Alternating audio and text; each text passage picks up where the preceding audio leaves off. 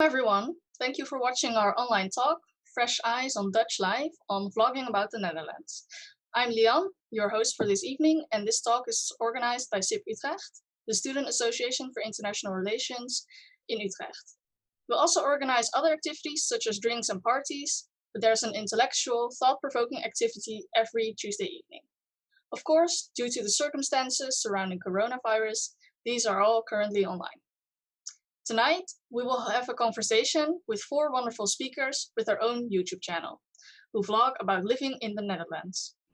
First, we have Giovanna Paredes from Jovi's Home. Say hi, Jovi. Hello, thanks for having me. Next up, we have Eva Irani from Dutch Americano. Hi. After which we welcome Ayla Dielemans from Ayla. Hello. And last but not least, we also have Natasha Villa-Roman from the Traveling Foxes. Hi. It's great to be here. The course of this evening will go as follows. Each speaker will talk for about 10 minutes about their own YouTube channel, their video blogs, and themselves. Then we entertain a short break of 5 minutes. After the break, you, the audience, will have 30 minutes to ask all your burning questions in the comment section on YouTube and Facebook. We will start the question round at approximately 9:30 p.m. or 21:30. If you have any questions while watching, feel free to post them in advance. Lastly, we will also post a link at the end of the evening where you can give feedback on the event. So without further ado, I would like to give the floor to Giovanna Paredes. She has prepared a short presentation for us in advance. It will be a video, as her children are currently asleep and we don't want to disturb them too much. Luckily, she will be able to join us for the question round. Hi, and welcome to Jovi's Home. I have to start my speech like that because that is kind of like my thing. Given that this speech is taking place at nighttime, I want you guys to be able to see me and hear me, and the only way to do that is to pre-film my speech. I'm obviously live in the chat, and I will be live answering questions in the roundtable discussion, but just this bit, thank you for allowing me to do it pre-recorded. So if you don't know me, my name is Jovi. I have lived in the Netherlands continuously since 2009. Originally, I came here with my Spanish husband. We came to work in the international criminal tribunals that are in The Hague. Eventually, obviously, I don't do that anymore. And that is because, I made the decision to step back from my regular, typical, traditional career as a lawyer when we had children here. When I started watching YouTube, it was probably 2012, 2013 is when I really got into YouTube, and I started dreaming about having my own channel. In October of 2018, I decided to actually officially start my YouTube channel.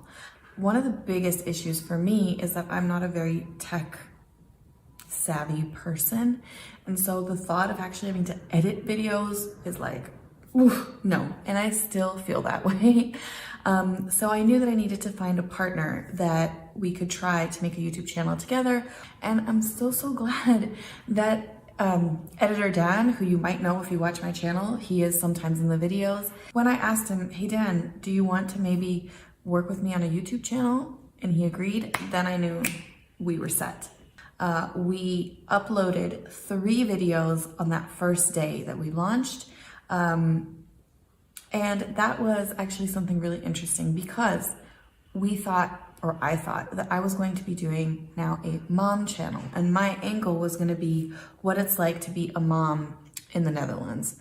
So the typical like kind of lifestyle family vlogger is the thing that I was going to do, not with my children in it though. That's something that we were very firm about not doing, but just like not like showing you clean my house with Dutch products, or showing you the way that my Dutch house is different than maybe like an American mom's house or something. That was originally my thinking, but what surprised me is that my Dutch themed videos took off.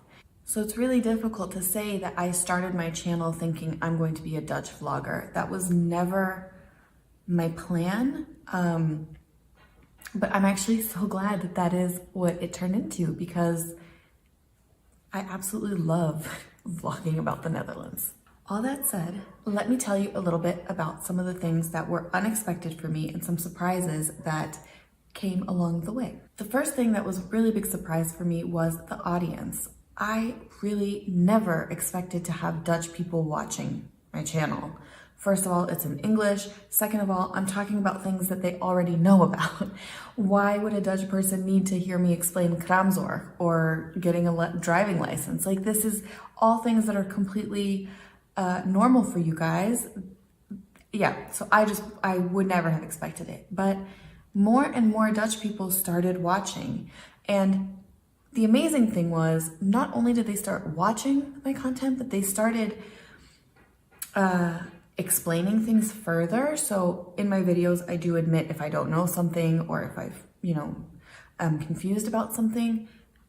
The Dutch audience started like really being active in my comments and filling in those blanks, not just for me, but then also for other people who would comment and be like, oh, I'm moving to the Netherlands and I don't know XYZ.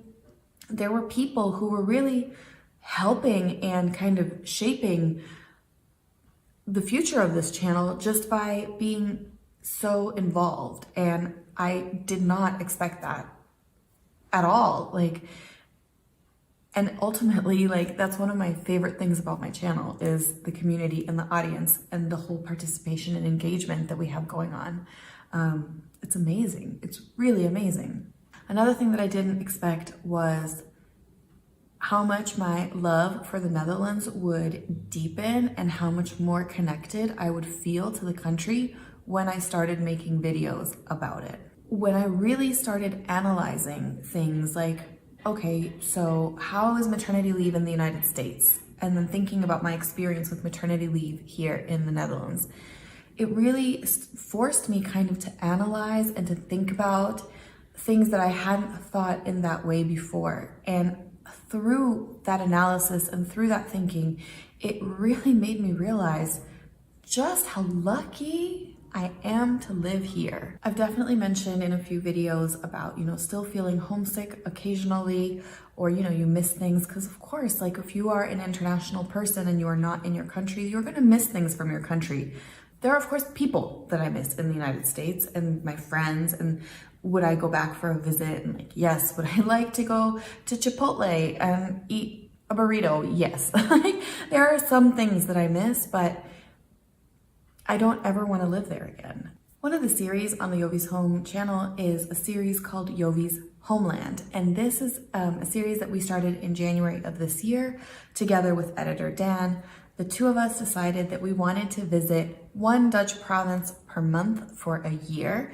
Since there's 12 provinces, we thought that's a cool project that we can do in a year. Yeah, when we started this series, I thought, okay, I'm gonna see some cool stuff, but I did not expect to have such amazing experiences. So for example, in January when we did South Holland, which is where I live, we did the New Year's dive. You guys, you cannot convince me to go swimming in the North Sea in the summertime, let alone in January. And yet I did it. I did it because having this YouTube channel helped me to push me out of my comfort zone, And I went to Groningen, a town that I didn't expect to visit, a city that I didn't expect to fall in love with.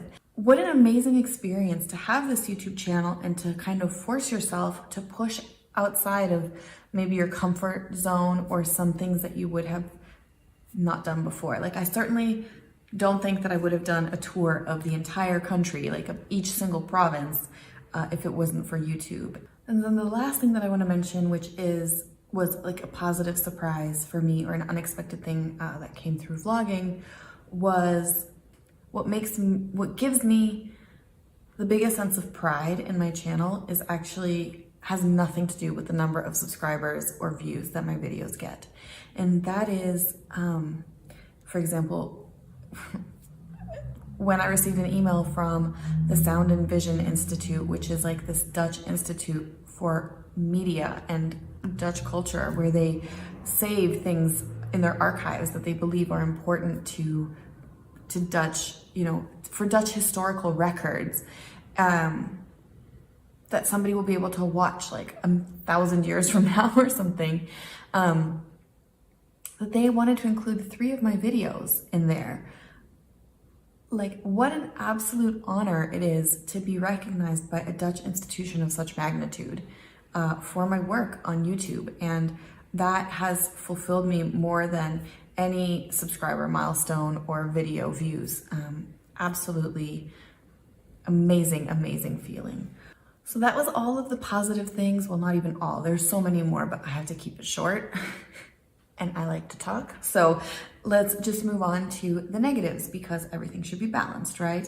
I did not know that being a content creator would mean that I would start working 24/7. That doesn't mean that I'm filming all day long or something like that. But if I'm not filming, I am thinking about videos. I am thinking about content that might work or might not work. I am jotting down ideas, or in my phone if I'm not at home. You know, I have these books with just ideas and ideas and ideas full of stuff. And that is taking over my life, like, honestly. I'm also, you know, engaging with people on Instagram or on, like in the comments of YouTube. Like, anytime a comment comes in, I'm gonna stop what I'm doing and read it. So it is really something that has just taken over my life. Every interaction that I have outside, I'm thinking, ooh, is this a video that, like, a topic? Is this something interesting to talk about? So my life has now completely become my YouTube channel in a way, or my days, you know, revolve around thinking about YouTube and what am I gonna put out there? Whereas my family has nothing to do with that. So it is this discrepancy, and it is a balance that I'm still working on figuring out, and I thank my family for their patience. Let's talk about also the money and the views, because that is something that there's a lot of interest in, and certainly before I was a YouTuber, I wanted to know. The money, ultimately the AdSense money sucks. It is not great. And what is not great about it for me is that you have zero control over it. So in 1 month, I can have whatever, 100,000 views. And then the next month, I also get 100,000 views, and the AdSense revenue is wildly different.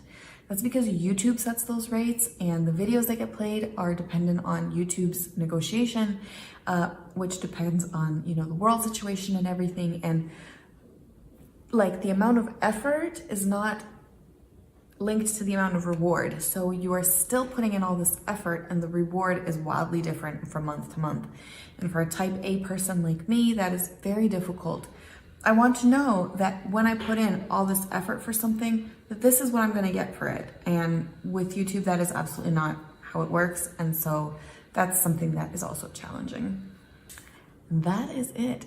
Thank you guys so much for your attention. I look forward to,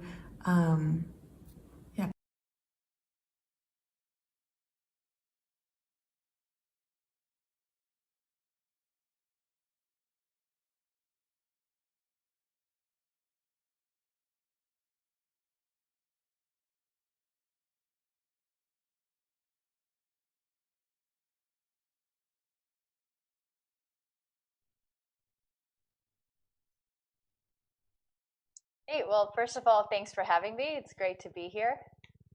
So to start with, I'll tell you a little bit about me. I'm 28 years old. I'm American. I'm originally from New York City. And in the US, I've actually moved around quite a lot. So I've also lived in Washington, D.C. and Philadelphia. I lived in Philadelphia for 5 years before I moved to the Netherlands. And I've also lived in India for several years while growing up. So Europe is the third continent I've really gotten to know and love. So YouTube is really a hobby of mine, and I love making videos, but my full-time career is in higher education, and I also have a PhD in linguistics. So I'm definitely not a full-time YouTuber. So I think, like all the speakers here, there's a little bit of a story as to how I got here to this point. And that is when I met my girlfriend, who is Dutch, in the US back in 2015. And then a year later, we started dating. And I visited the Netherlands shortly after in that same year in the summer, and it was love at first sight, both with my girlfriend and the Netherlands. I liked it so much that I came back 5 times between 2016, and 2018. And that's a lot because I also went to other places. So I liked it so much that after, visiting 5 times, I still couldn't get enough. And I thought, you know what? I just needed to move here. I finished my PhD in 2019 in the US, and I thought, I'm going to come to the Netherlands on a trip and see if I can get a job. So I didn't actually know that I could move and stay, but I found a job and I stayed. Hello, new hometown. So I think people ask me why I wanted to move, and the answer is I just don't know why.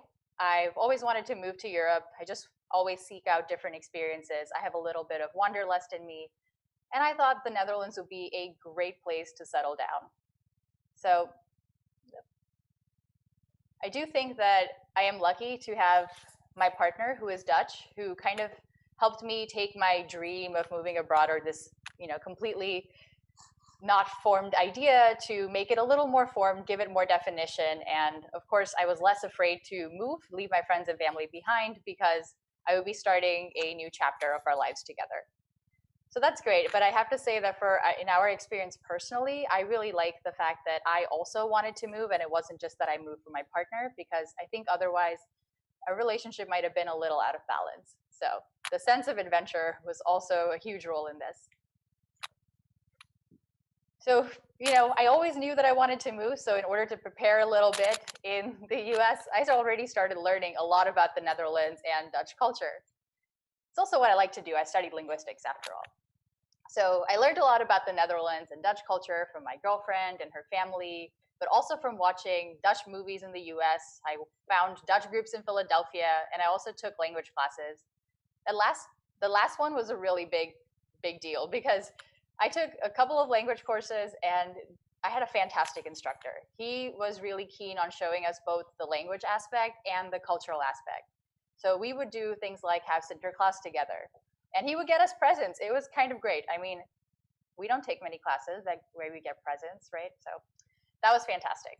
And while our classes were small, we also had many people who had a Dutch heritage, even though they were American. So maybe their parents or their grandparents were Dutch. And surprisingly, a large number of Americans in Philadelphia were dating Dutch people. Who knew? Dutch people are really everywhere. So when I came to the Netherlands, the first thing that we decided to do was move to Amsterdam, because that's where my girlfriend had lived before she moved to the US.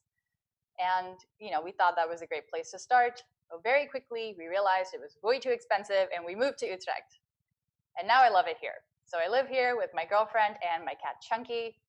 That's him. He's less innocent than he looks. He's a little bit evil sometimes.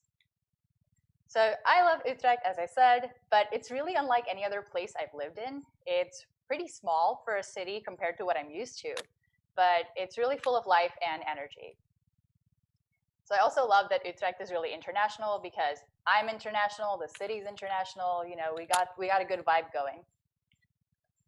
So I have to say that one interesting difference that I experienced from moving from Amsterdam to Utrecht, and also just living in Utrecht on its own, is that I find that a lot of the horeca and events in Utrecht are really in the city center. And in Amsterdam, I found that things were more spread out. So I was more used to the spread outness coming from New York, of course, but I really like it in Utrecht that everything is just concentrated in one place. So more generally, what I love about the Netherlands is, compared to the US, I found that there is more of a focus on community and less on the individual, just from my perspective. So I find in the US, we say things like, it's a dog-eat-dog world, every man for himself, get ahead. Whereas I find, here, for instance, there's less social inequality. So that's something that I really was drawn to. There's also lots of history and culture, of course, and things are very pretty, and I'm a little bit superficial, so that's a big plus. And things are also old. So when I walk around Utrecht city center, for instance, I run into like 6 different, I don't know if they're actually 6 different churches, but lots of different churches that are hundreds and hundreds of years old. And I love it. So every day is a good day.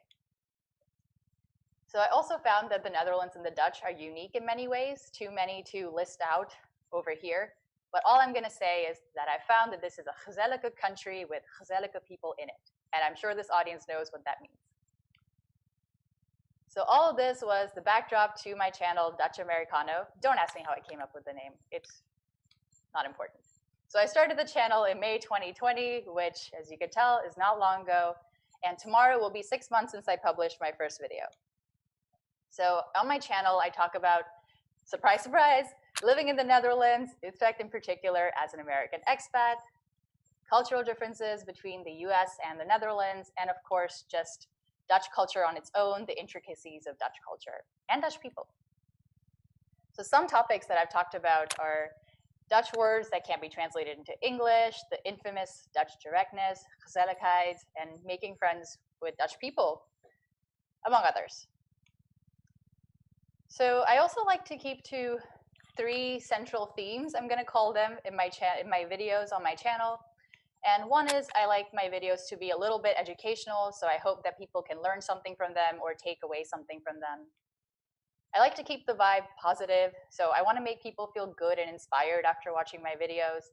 So even if I'm talking about a difference between the US and the Netherlands, and let's say something is better in one of those places, I still like to do it with a positive spin, because that's how I do it. So, and I also want to make my videos entertaining, fun to watch or listen to, because I guess that's the whole point.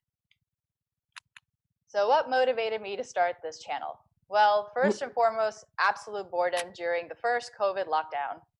And second, also very important, is I want to say going back 7 years ago, starting then, I watched a lot of videos of people living in different countries, who either expats in different countries or locals there. And I found myself getting so intrigued and so drawn into their videos, I would even watch them do mundane things like eating breakfast or driving their car. So they say you should make videos that you like to watch, and that's what I started doing. Because I was also excited to share my experience of moving to the Netherlands, experiencing and diving into a completely different culture.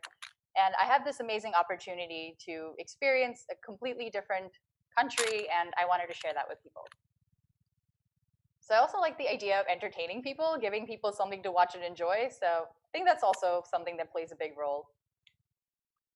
And finally, I wanted to say something about my audience, because I wouldn't have a channel without an audience. I would probably get very bored of making videos and hearing myself watch them. So I was surprised to find that most of my audience is Dutch, and there are a good number of Americans, but definitely way more Dutch people. So in this case, it is Netherlands first, America second. And I thought about why Dutch people want to watch my channel, and I've seen their comments, and they've sent me messages, and I've even met some of them. And I get the sense that I give in my channel, my videos, people get to see a completely different outlook and perspective through my very fresh expat eyes. So that could be a reason. And the Americans who watch it do so because they want to move abroad. I've gotten several messages over the last few days telling me that they're fed up with the US and they would like to move, and if I can give them any tips. That's all for now. Thank you. Thank you very much, Eva. I would like to remind the audience that if you have any questions already, you can post them down in the comment section on YouTube and Facebook. And then we'll go to the next speaker. Next up is Ayla Dielemans. Take it away. Hello. So to start with, who am I? Well, my name is Ayla. I'm 21 years old. I'm studying at University College Utrecht. I'm in my 3rd year and I'm doing pre-med. I was born and raised in Malawi, and I lived for a bit in Rwanda, sort of in Kenya, and also in Zambia for a bit. And then I moved to the Netherlands in 2018. I'm actually half Dutch, so during the summers growing up, I would visit the Netherlands every now and then, so it wasn't completely brand new, but I had only visited in the summers, and the winters are a lot different. So I started my YouTube channel in 2017. I just graduated from high school and I was entering this new chapter in my life, and I thought, well, I really enjoy editing videos, and I now have a bit more time during that time, not now. So I decided to start editing videos, and I had a trip coming up. I was going to Zanzibar with my family, and I thought, perfect, this will be my debut. So I went on the trip, I made the video, I edited it, got back, I was super nervous. edited the video, uploaded it, and within 5 minutes, I got a copyright claim because apparently you can't just put any songs you want in the video. So let's just say I've grown a lot since then. But yeah, at the time, I was one of, don't quote me on this, but I think I was one of the only Malawian YouTubers. So that also created some kind of internal dialogue, like, should I really be doing this? Is it actually allowed? Why is no one else doing it? But since then, we've seen like a huge growth in Malawian YouTubers. And if you'd like to support some Malawian YouTubers, follow Malawian YouTubers on Instagram and support the little Malawian YouTubers. So what exactly do I film? Well, I'm interested in all kinds of things. So my channel is a bit all over the place. I have travel videos, I have food videos, I have exercise videos, I have vlogs, I have some comedy type things. So it's a bit all over the place. But I also managed to document a lot of my experiences with Dutch life, which is very interesting for me to look back on. And so why do I film videos? Well, I like to spread positivity. I like to spread a good message. I like to make people laugh. And I like to show the good side or the alternative side to things which are typically stereotyped. So for example, not many people have heard of Malawi. They don't know it exists. And then I told them it's in southeastern Africa. And then they already have this image in their head, or if they have heard of it, they're like, oh, that's one of the poorest countries in the world, right? I'm like, well, it's more than just that. So with my YouTube channel, I tried to show the world that Malawi is more than just that. And similarly with the Netherlands, if you tell someone outside that, oh, I live in the Netherlands, they're like, oh, Amsterdam, right? Amsterdam, right? I was like, no, not quite. So I try to show a different side of the Netherlands than what people think of when they hear about the Netherlands. And also with my channel, I try to give advice to people. I'm only 21, but I feel like I've had a lot of experiences that I've learned lessons from. And if I can help other people in similar circumstances to me, that makes me the happiest. But also I've seen a huge increase in viewers on my videos about the university that I go to. A lot of people look for my videos to know what life is like at my school, but also in Utrecht, I get a lot of questions about it, and I enjoy helping people find out more because I feel like you can do all the research on the webpage of a university or the videos that the university publishes, but it's not as realistic as when like just little old me. I have no ulterior motives. I just post with my actual experiences and give you the real situation how it is. And on YouTube, I have had some challenges that I feel like a lot of other YouTubers might have faced. One being imposter syndrome. I talked about it in one of my videos, but sort of this feeling of being inadequate or not good enough, or what am I doing here? What is the purpose of these videos? But that's one of the challenges I face. But I often get a lot of positive feedback from my friends and my other viewers telling me how my videos make them feel, and that's what keeps me going with making these videos.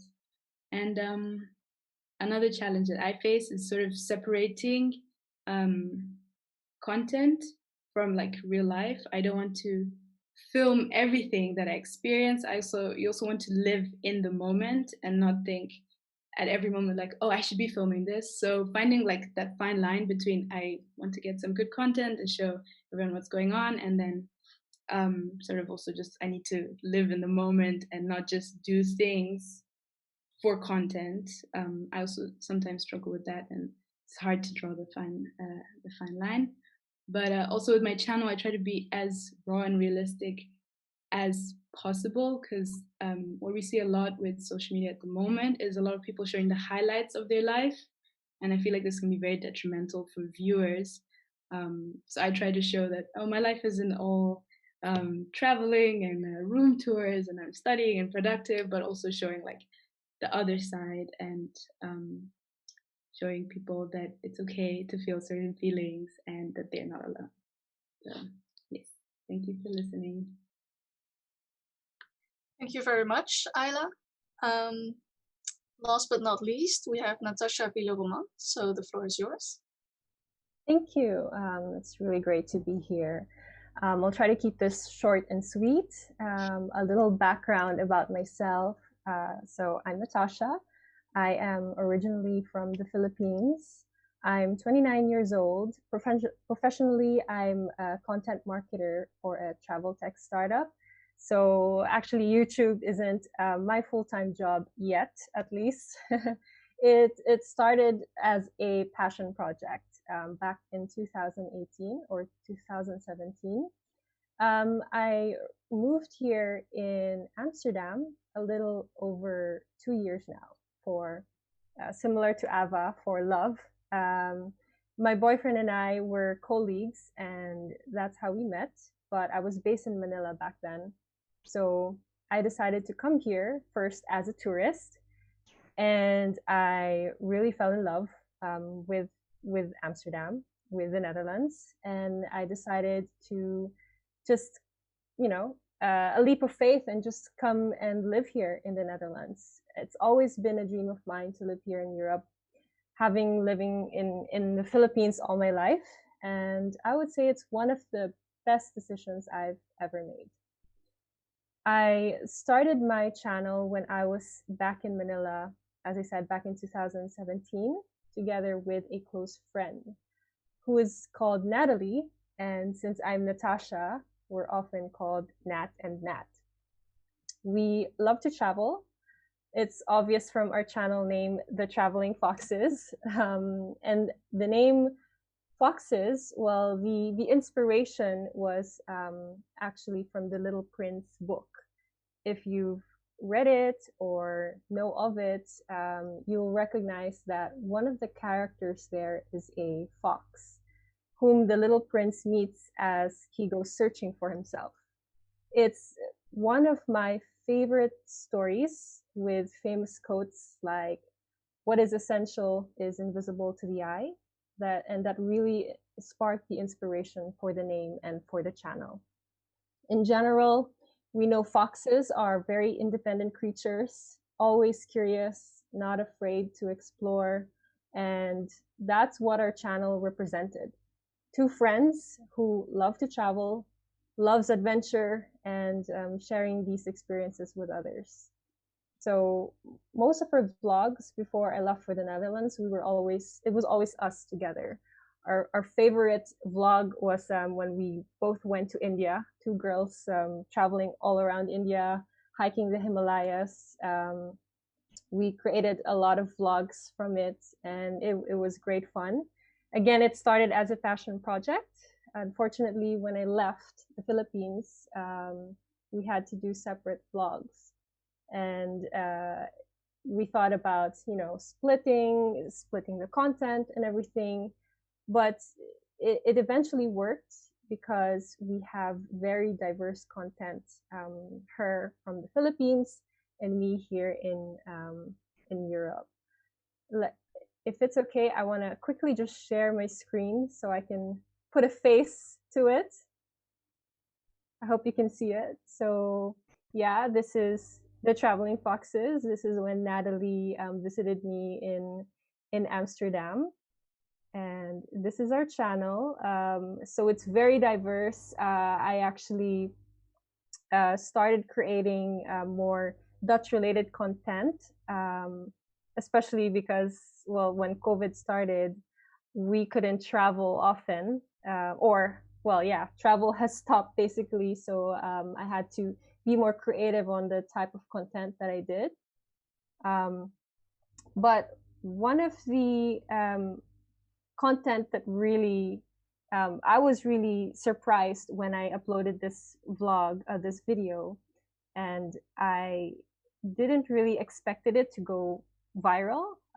It was basically just me talking about pros and cons living in the Netherlands. And this was, again, we've been doing a lot of travel vlogs ever since, and this is the first time I tried to do a content where I share my perspective as an expat.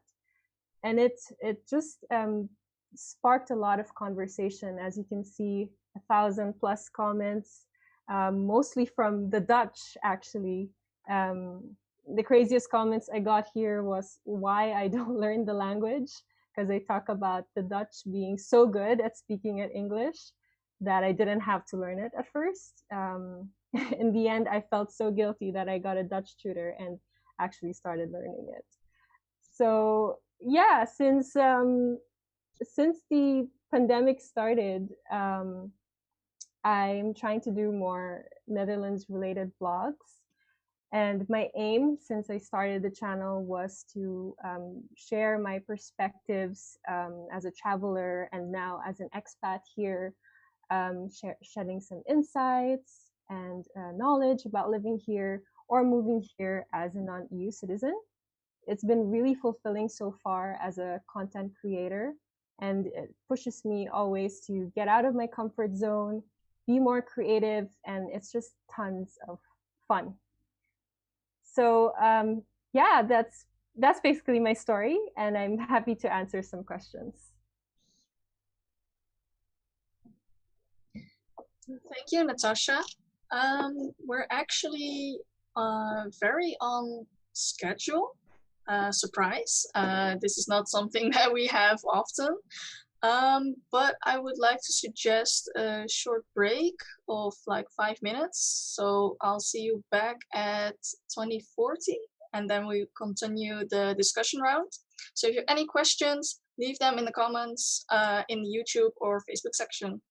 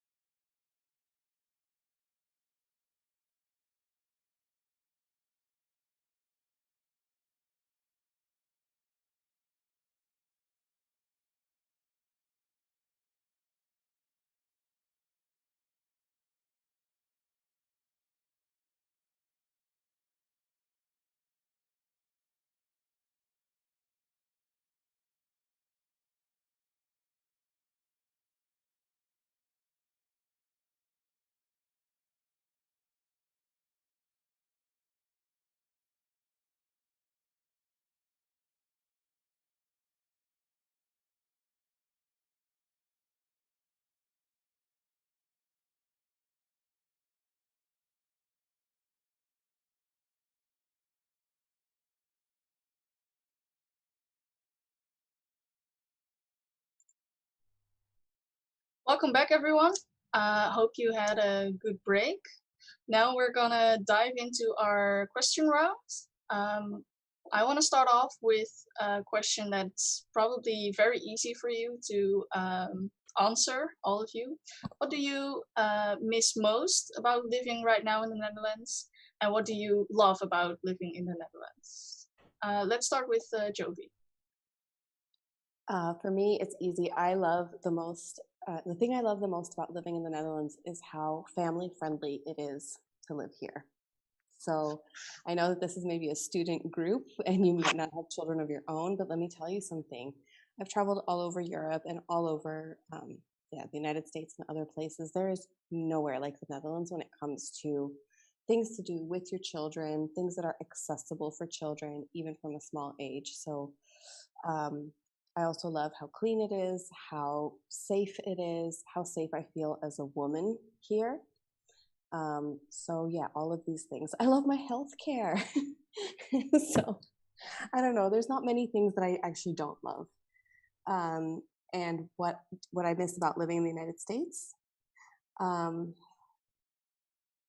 don't know, Chipotle, like the restaurants maybe, my friends and family. But other than that, I don't miss much. Okay. What about you, Natasha? Yeah, so what I love most about the Netherlands is really the quality of life, and just how efficient everything is. I mean, I come from the Philippines, which is a developing country, and for example, the public transportation there just doesn't work. And here it's so easy to get around. The country is relatively small for me to explore easily, by train, sometimes by bike. Even made a YouTube about biking around the Netherlands. Yeah, and I guess one of the things that I miss about the Philippines, I mean, like Joanna, family and friends, of course. The family like culture mentality. It's so much easier to meet with your friends there. I feel like here in the Netherlands, especially as an expat, where I'm still learning Dutch, it's quite difficult to make friends easily, because they're always a little bit. Yeah, you need to make an effort to get to have more Dutch friends here. So, yeah.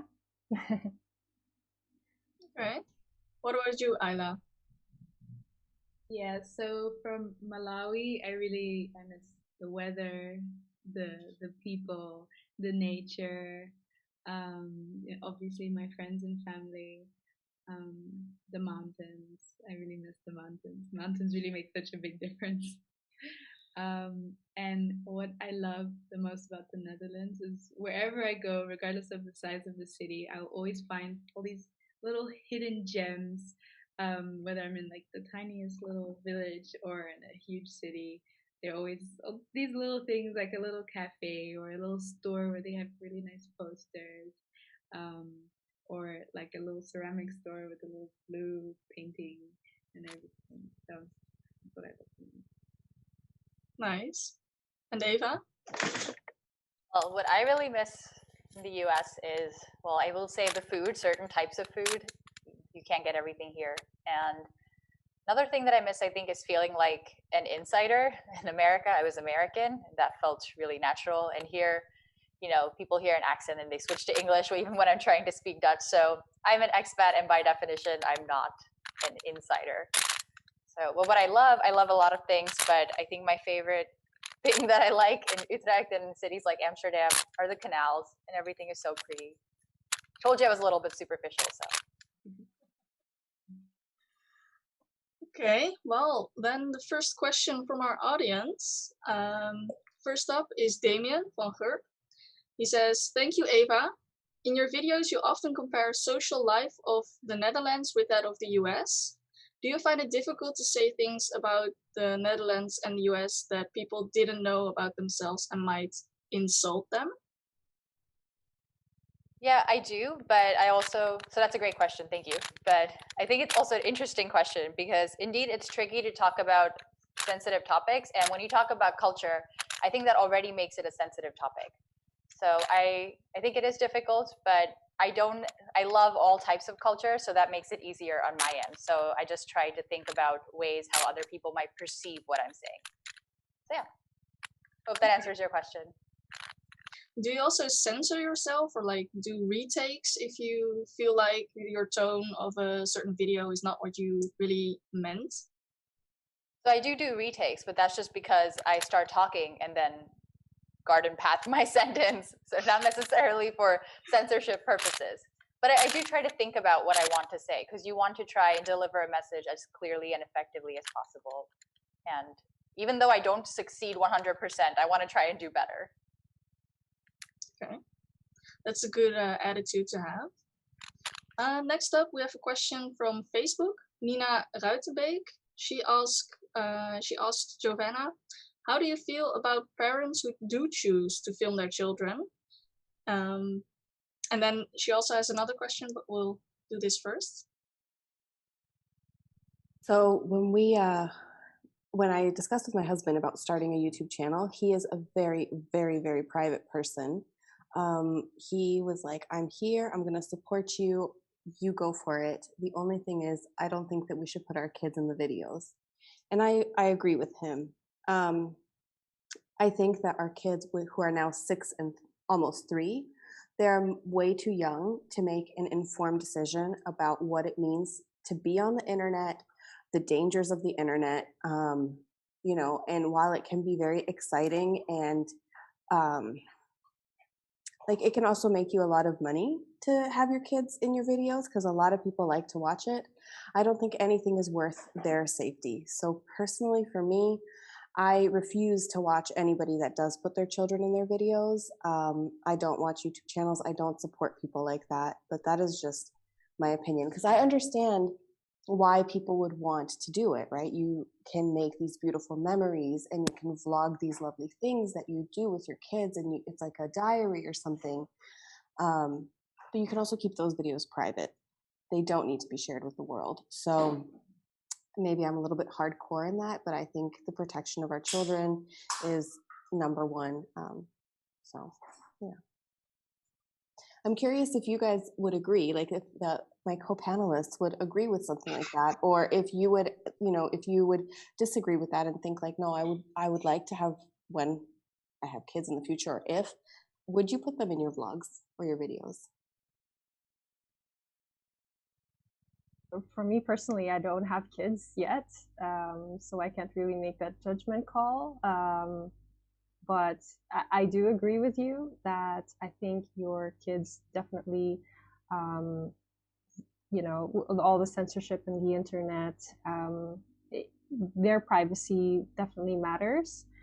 But it's also I still see a lot of popular YouTubers do that, and they have a good attitude about it, and they make sure that they educate their children about it. So again, it's a personal choice. Yeah. But I definitely understand your point of view. I want to echo what Natasha just said. And I think for me, I used to run experiments on kids, and I would do so with parents' consent.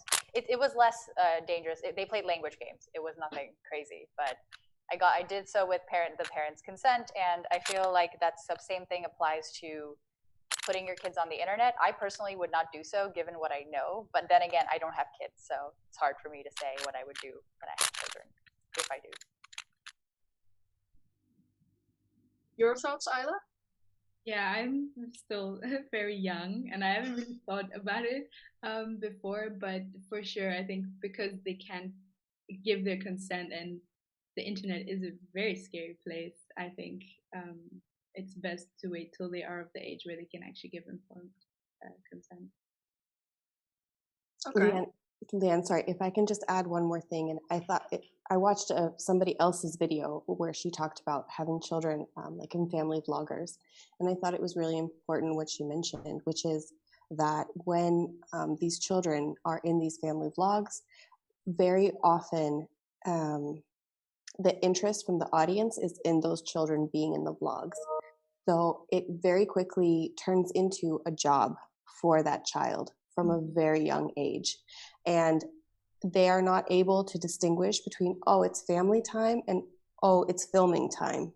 And so you can have very, very young children who are like really into, yeah, they're working. They're literally working because it can be an excuse me, it can be an all-consuming feeling when you're doing YouTube. So this is also another reason, but yeah.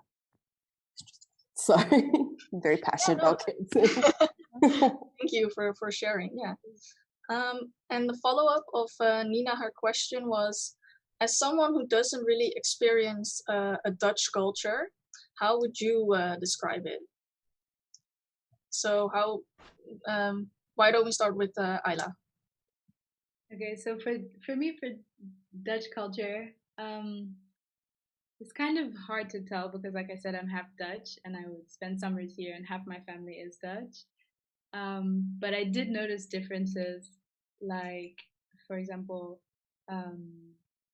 my dad, he's the Dutch side. He's very direct, and my Dutch family are very direct. And if I mention something, they will not beat around the bush, but they'll get to the point. Like, I remember once walking in my dress, and my dad was like, "That is an ugly dress," and I said, "Great, thank you, good to know."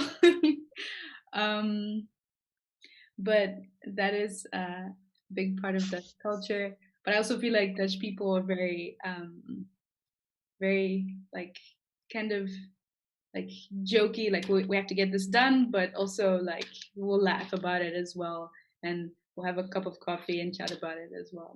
So I feel like that's a big part of Dutch culture. What about you, Eva?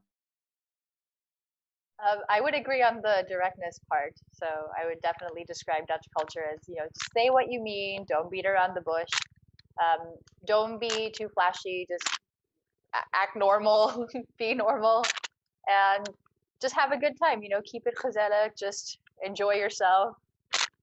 Don't work too hard, I would say. Well, I guess Dutch people are very productive, but just about work-life balance. Yeah. And I would describe them as very quirky, I think, Dutch people and Dutch culture. What about you, Natasha? Yeah, when I first came here, I would say I experienced a bit of a culture shock because Dutch culture is very different from Filipino culture, where we're more warm, more open, more hospitable. I'm not saying that the Dutch people aren't, but it's more for Filipino culture. We are sort of a passive aggressive in nature, where we don't really want to say it in your face, about something. We'd rather save face and do it nicely, compared to the Dutch here, where, yeah, like what Eva and Isla said, very direct, very honest people. And shockingly, I actually appreciated that, because I'd rather hear the truth rather than someone just like pretending to be nice in front of you, but then actually behind you not really. So I'm of course getting used to that, even in the workplace. My first job actually was in a Dutch company. My bosses were all Dutch. They were really, really nice. I can't say anything bad about them. But yeah, one of the things that I've noticed was they can be very straightforward with you if they don't like something, and if they like about you. So yeah, again, culture shock, but once you've been living here for a while, you just get used to it. What about you, Jovi? So I've lived here now for 10 years, so I have a different opinion about when I first came versus now. The first 5 years, I was very stubborn, and I wanted the entire Dutch culture to behave the way that I expected them to behave, which, what? Like, so stupid. because I just didn't understand. I was like, are we living on the same planet? For some things like customer service or just like different things. But when I dropped my ego and was like, no, okay, I'm going to live here and let me actually get to know Dutch people as they are. And I got to know them a little bit better. And I realized that like the way that we both have the same goal of coming here, but I'm going to come this way and Dutch people come this way. And so it's about just having a little bit more understanding and finding that common ground. Once I did that, my life changed completely. I became so much happier here. I gained a whole new respect for the way Dutch people are. I hated the Dutch directness, and now I love it and value it. And I don't want anything other than that. Like, I don't want people to sugarcoat stuff anymore. So, yeah, I'm not sure if this answers the question, but yeah. Well, thank you. Next up, we have a question from Martin. He says, thanks a lot for coming. To all four of you, to what extent did the Dutch cuisine or food available here influences your eating habits? Who wants to start? I would start, I think, because I worked in a Dutch company, and it was a total shock for me when I first had lunch with them. First off, they were so excited. Every Friday they had croquettes day. They call it croquettes day, and I was like, "Ooh, what is croquettes?" And then they showed me like all this like fried goodness with a lot of meat inside and cheese, and there's a vegan option as well for the healthy ones. And I was like, to be honest, I really loved it. I was like, oh my god, this is so unhealthy but so good. And it was just like a Friday tradition. But on normal days, it was just Albert Heijn food, sandwiches and cheese and cold salads. Like every day, it was just like that. And I was like, oh my god, And I'm from the Philippines. Our cuisine is very we love warm food. Everything needs to be heated up. Rice, noodles, meats, so yeah, my first experience here eating with the Dutch and trying to adapt to it was hard. But when I'm at home, I always try to cook my own meals so that I just feel more at home. I am trying to get used to it, but I wouldn't say that it would be something I would live with it like every day. Yeah. And yeah, for me, well, since I'm half Dutch, I would always look forward to coming to the Netherlands to eat the croquette and the frikandel speciaal. But somewhere along the way, I went vegan, so that changed a bit.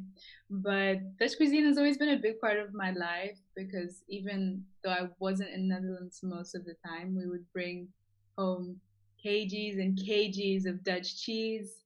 And in Malawi, the Dutch community would celebrate Queen's Day, or now King's Day. And so they would import herring, and they would make poffertjes, and they would make, they would import cheese. And then we'd also celebrate Sinterklaas, and they'd bring pepernoten. So I would always look forward to tasting Dutch cuisine again when I was in Malawi. I would have to add the Dutch desserts here, our Dutch sweets are amazing. I love them.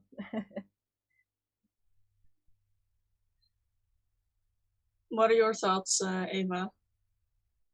Well, so I have to agree with what others said before me that I've almost entirely stopped eating hot lunches and just one boat or ham after another. Eating chocolate sprinkles for lunch or breakfast does not get old. And so lots of bread and cheese as well.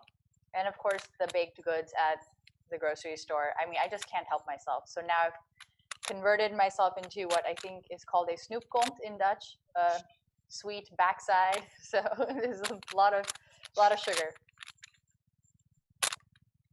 Okay. Jovi? Yeah, no, I was also pretty resistant to Dutch food. Clearly, the first 5 years was just like not good for me. But what I really had fun with is actually connected back to YouTube is when I started trying to cook Dutch food on my channel.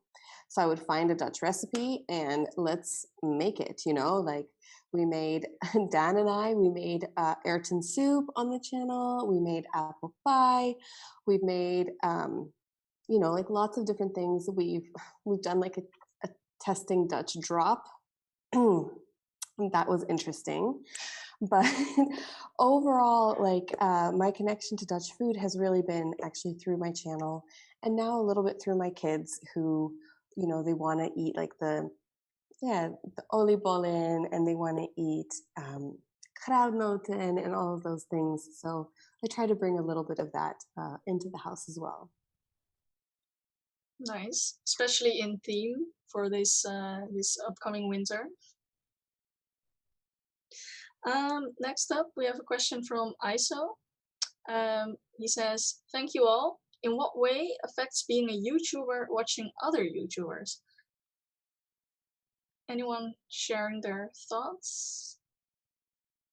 I can start with this one. I only started 6 months ago, but now when I watch other YouTubers, I always want to learn from them because I'm just starting out and I see things completely differently. Now I see them do a little effect and I go, aha, that is cool.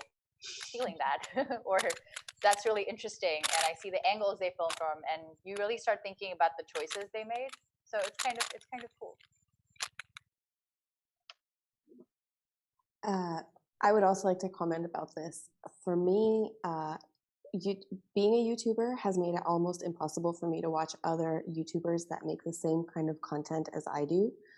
So watching expat, especially Dutch expat YouTubers, is very hard for me because I don't want to be influenced by anyone's content. I really find it important to be absolutely original and try to be unique and have my own thoughts and ideas, and especially with video topics and things. And if I watch somebody else, it's difficult for me to say like, oh yeah, I want to make this video too.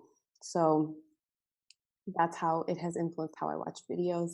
But certainly when you watch, like, I like makeup videos, so when I watch that and I see cool effects, then also I might mention to editor Dan, like, oh hey, I like that transition. Can we look into that one?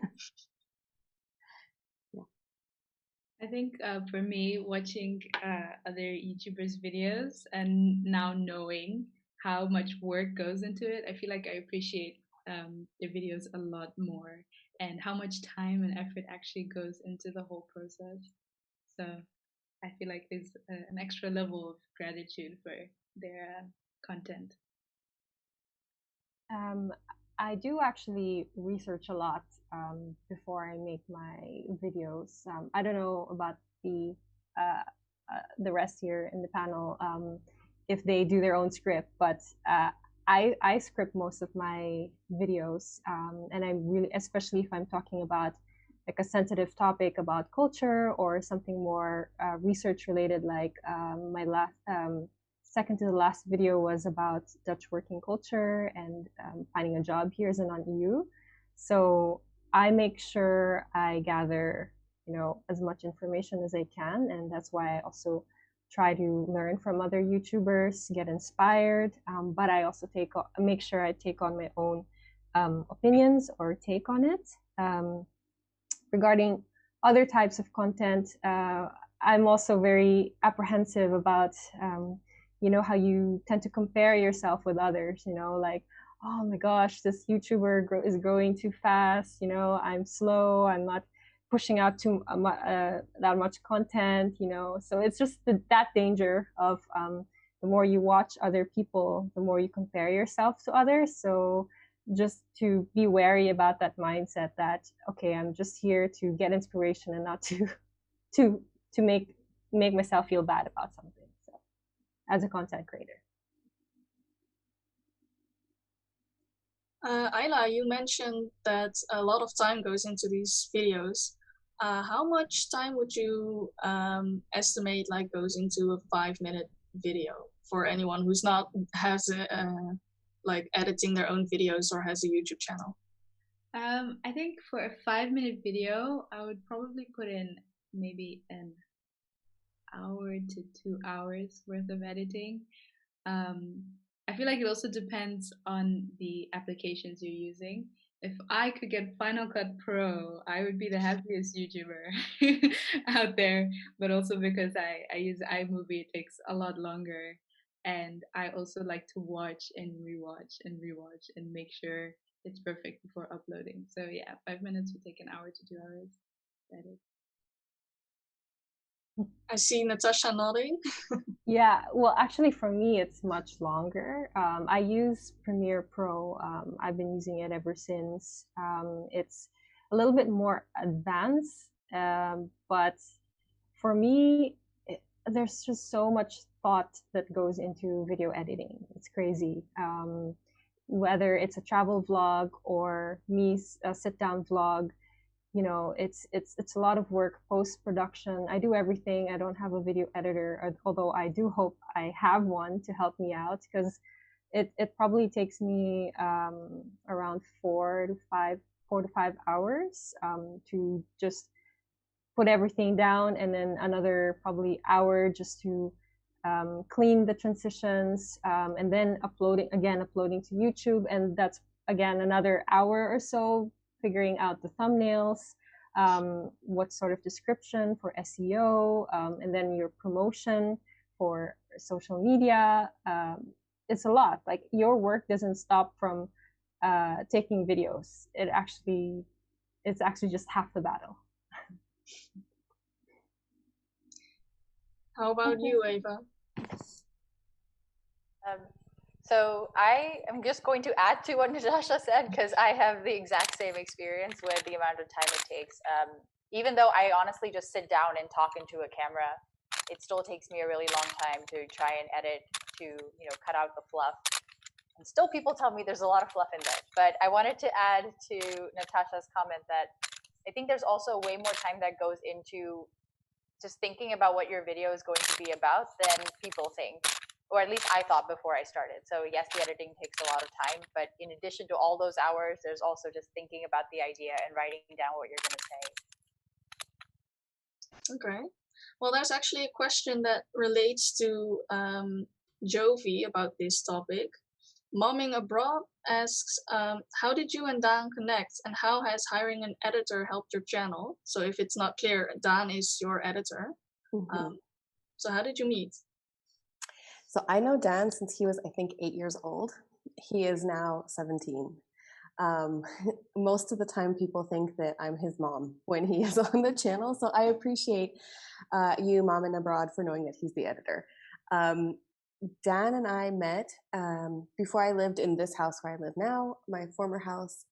My next door neighbor was Dan's grandma. And I'm just going to take a couple minutes to say this story because it's really sweet. We were doing renovations in our house for about 3 months, and the very first day that my husband and I came to that house, Dan's grandma and grandpa came over, and they were like, tick, tick, hello, we see that you guys have no furniture or nothing, so we have our lawn furniture in the shed, and we can let you borrow it so that you have a place to sit down while you do your renovations, And that was the start of a really lovely, friendship, I guess, with Dan's grandma. And over the years, as we lived next to each other, she would invite us to her, family things. And through that, I got to know Dan's mom, and then eventually baby Dan. So, baby Dan, he's grown now, but that's when I met him. He was a baby. So yeah, that's how we met. And Dan has always been very interested and also gifted when it comes to the visual arts. And I remember one time his family pet sat my dog when we were on holiday, and Dan made a little movie about our dog. And he was like 10 years old, you know? So I knew that he was interested in this side of YouTube. He does not really love to be in front of the camera, but he likes the behind the scenes stuff. So I thought, okay, we might make a good team if he wants to do it. So that is how Dan and I met and started. And we share the channel. Like I always give credit where credit is due, you know, and he deserves half the credit. He is half the channel. Not in every video, but you can feel his editing touch in absolutely every video. He spends just as much time as I do in post-production. I do pre-production, but he does post.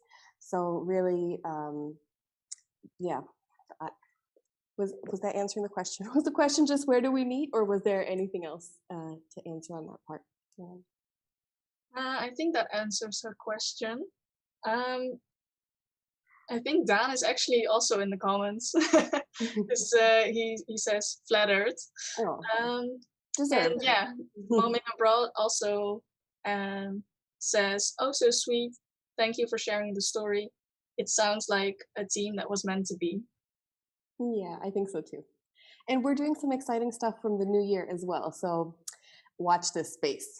Dan and I have some big goals. Nice. Ayla and Ava, your channels are actually very quite new. So looking back, what would you do differently on your channel with the experience that you've gathered until now? I don't know who wants to start.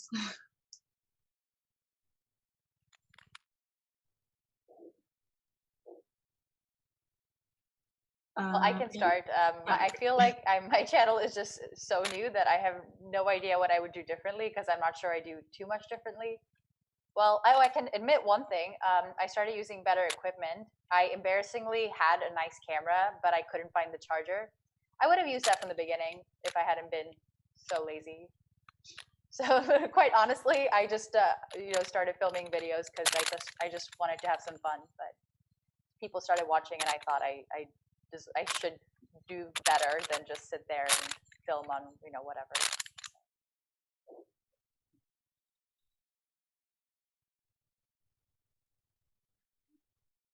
Sorry, was the question what we would do differently? Yeah.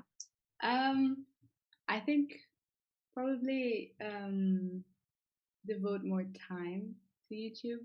I always use the excuse that I'm too busy, but then spend time like scrolling through social media or something like that, or watching other people's YouTube videos, and I'm like, oh, I could have been doing that myself. So probably devoting more time to YouTube. Okay. And how is that for you, Natasha? Things that I would do differently. Well, I started experimenting on this Netherlands-related vlogs, and it's doing pretty well compared to my usual travel vlogs around Europe. And I thought, like, well, I think it's a great way for me to really connect with my audience, ask them more questions of getting more ideas on what they would like to see in the vlogs. Yeah, I think similar also to Ayla is just being more dedicated as well to this, because well, I also have a full-time job, but I do want to be able to put more content out there, and that's also one way to grow your channel and your audience, being more consistent in uploading. So yeah, I mean, it's all a matter of consistency, time management, and also connecting with your audience, figuring out what content resonates well with them. Jovi, do you have anything to add?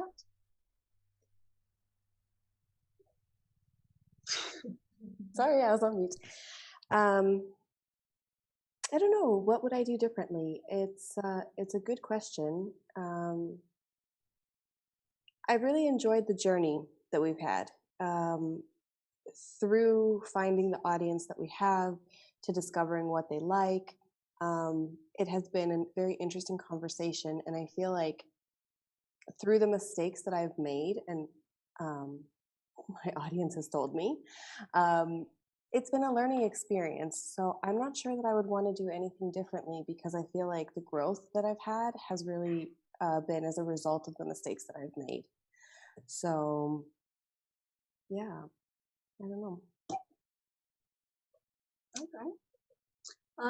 And because if you film like a video, you can't use all of the recordings. But what is some recording, like B-roll, that you had to cut out, but that is, was basically really interesting or funny, or I don't know, a funny mistake?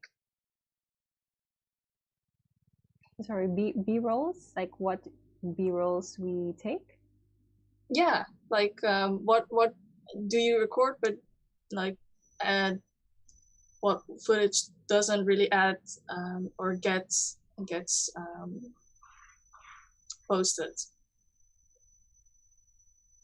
What gets posted? I take a lot of B rolls just because I feel that you never know when you need it. Like my drive is full of B rolls actually, and because especially when I do sit down vlogs, I know, for example, I'm going to be saying something about, I don't know, me biking somewhere, or the canals of Amsterdam, and I just want to make sure that I have those B rolls ready, even though at that particular moment, or for this particular vlog that I'm not producing, I might not use it because I might use it in the future. Does that answer your question? Yeah. Sorry for not communicating clearly. Anyone else has does anyone else have thoughts? So Leanne, for me, it's not so much B-roll as it is like sometimes I will just turn on the camera, and then I'll do like a series of thumbnail pictures, like thumbnail poses, which is very weird, but like it'll be like, okay, Dan, so today we're talking about, things that are like not good. So like, how about or and so I do this, and so Dan has all this footage, very embarrassing footage of me doing all of these silly things. And I think like once or twice a year, he compiles it into like a kind of bloopers reel, or things that we would share with the audience that maybe they don't get to see all the time, but it's not interesting to have in every video.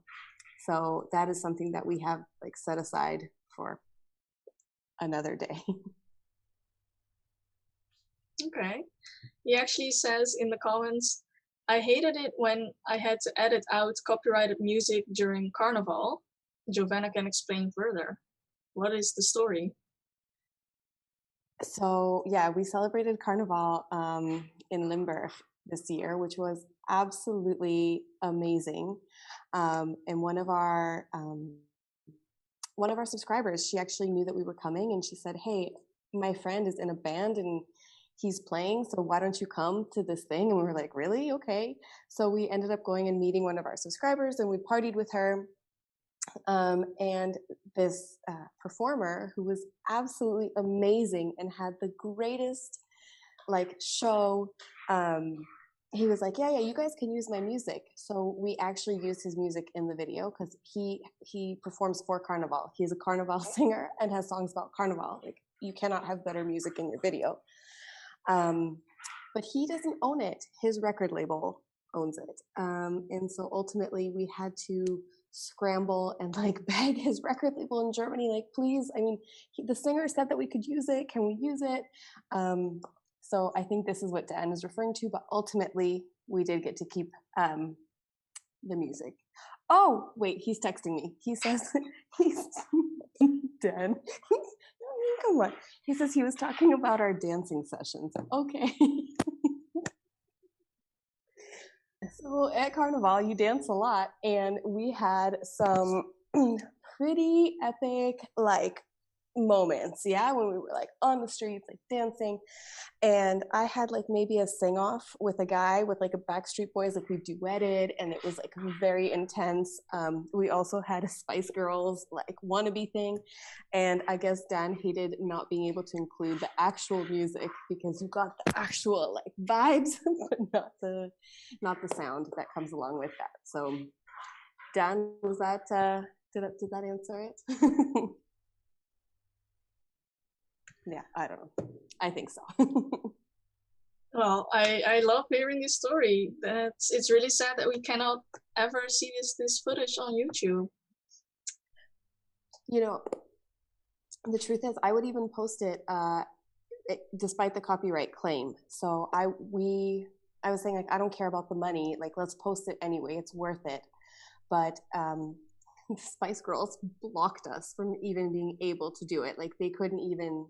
They copyright not strike, but they just like blocked the video from ever being released.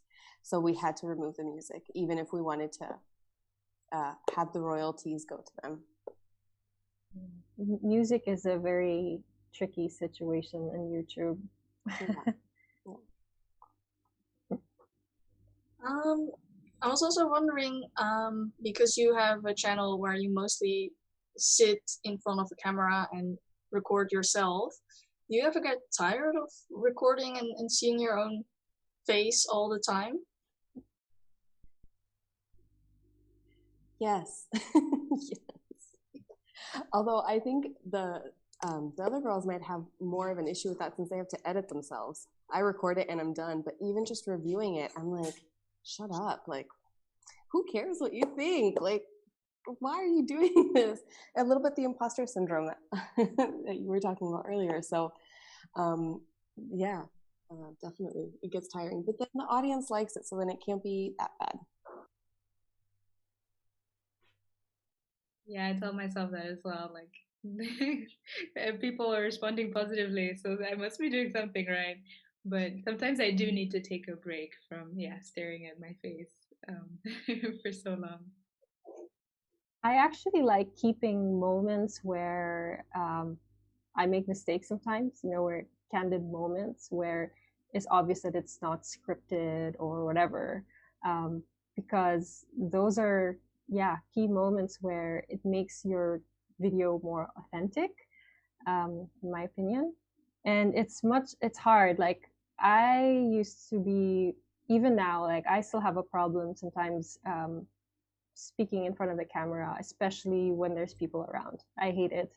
I hate getting my camera out and then talking, and I'm always conscious whenever someone, is looking at me or whatever, like, okay, who's this superficial girl just talking in front of the camera, so actually sometimes it's nice to be at the comforts of my home and with my camera, nobody to judge me. But yeah, you do get those moments where I also dislike seeing my face in front of the big screen. But you have to do it, it's part of the job as a content creator, as a YouTuber. Yeah, and I'll say that it's also painful for me, indeed, to see that yourself over and over again.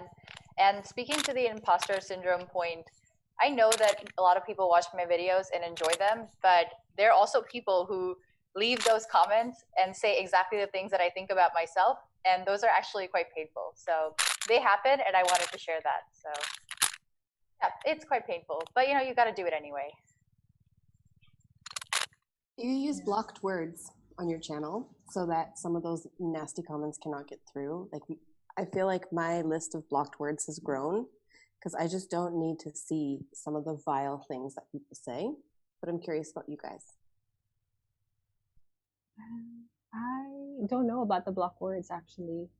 Sometimes YouTube just automatically, reports inappropriate content. Like, I've definitely seen a lot of bad comments, almost pornographic comments. It's like, okay, what the heck? But then after a while, I see, oh, it's gone, without me doing anything. So I thought that it would just be automatically reported. For some reason, within the first 10 minutes of my video, I keep getting those comments like, I'm online waiting for you with someone with an inappropriate picture. I cannot figure out how to get those spam bots from not doing that. But yeah, I would love to use these block words thing. But I think the comments I'm talking about are really like, you should stop talking. I wouldn't know how to block that. And it's like, oh, yeah. Thanks for leaving that comment. I'm so glad you felt so strongly about that and you wanted to convey it. Yeah, that's the thing about YouTube. You're very vulnerable. You're very out there. You're putting yourself out there for the world to say whatever they want about you. Okay. Well, we're nearing the end of the event. Do you have any exciting upcoming projects you want to share with us, or is it all a secret?